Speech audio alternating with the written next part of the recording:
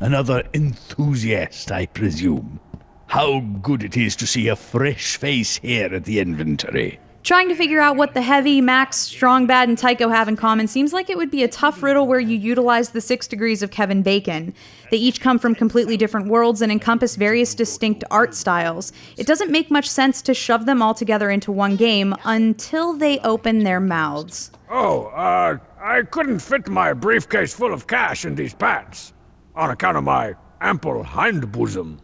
The one thing all of these characters have in common is their personality. Yes, Poker Night at the Inventory is supposed to be about poker, but the real joy of this title comes from the interactions between characters, which are well written and honestly hilarious.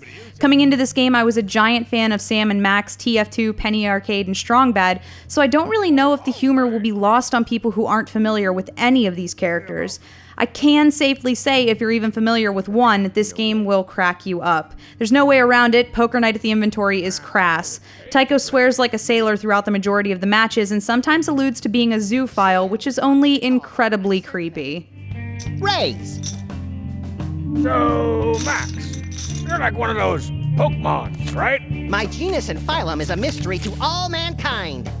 'Cause I'd love to see some prepubescent, pointy-haired kid run in here and stick you inside of a baseball. That would be hilarious. The game begins with you, the player, entering a gambling club called the Inventory, which is chock full of characters from various Telltale titles. You've been invited to the high-stakes, no-limit Texas Hold'em table to play against the aforementioned characters and their giant personalities. As a lover of poker in a casino, online, in a fire hall, even in a friend's basement, I do have a few issues with the overall layout of the game. If you're in the blinds and the action comes back around to you, the money you've already put in the pot isn't well noted on the screen. As far as choosing an amount to bet, the slider bar for raising could use an input field for an actual number. There could be a better setup for showdown and displaying the cards characters have. It's not something I would get terribly critical of in other games, but this is a poker game which really only relies on the heads-up display.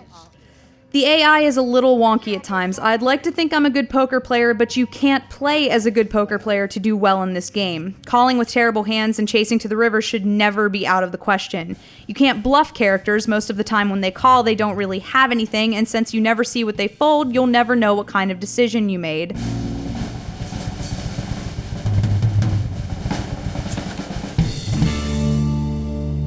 Lame. Aside from being generally terrible players, characters will accidentally talk over each other. Sometimes one will start a sentence, be interrupted halfway through, and then totally drop whatever he was planning on saying. It's unfortunate because so many of these lines are classic and I want to hear all of them.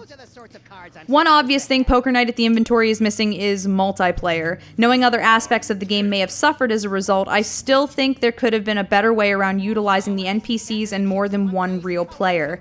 It's a game I would have loved to play with my friends. Must go all in. So many chips.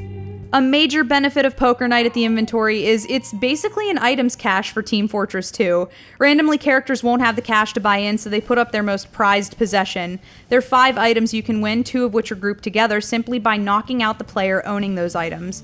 You can get the Iron Curtain, a heavy weapon, Max Lugermorph for the Scout and Engie and his badge, Tycho's watch for the spy, and the Danger-esque sunglasses, the only item I have yet to win. My demo would look so good in those things.